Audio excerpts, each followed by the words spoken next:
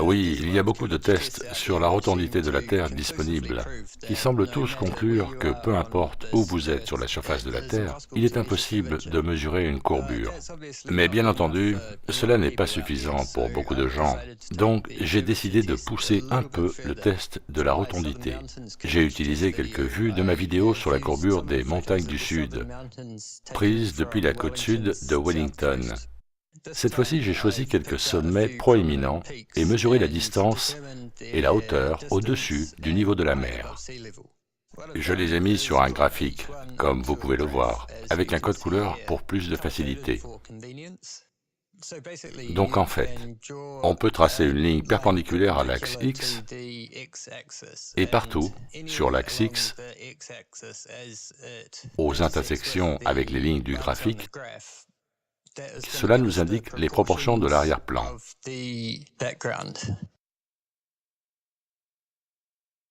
Puis, nous devrions pouvoir faire correspondre le graphique avec les vues, et la hauteur des sommets devrait être identique.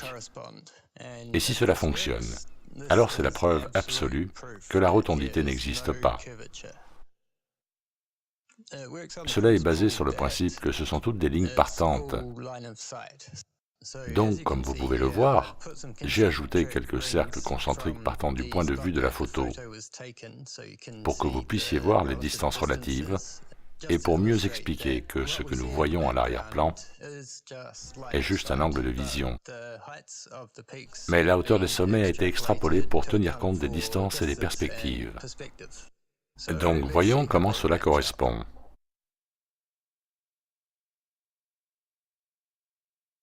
Presque parfaitement. Encore une fois, ce ne serait pas possible si nous vivions sur un globe. Et on peut en même temps constater le vrai niveau de la mer.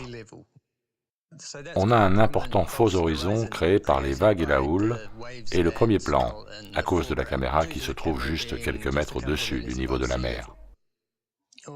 Ou peut-être, comme le propose Tinky Cash dans sa vidéo dont j'ai parlé, qu'après le point de convergence, l'horizon en fait commence à diminuer.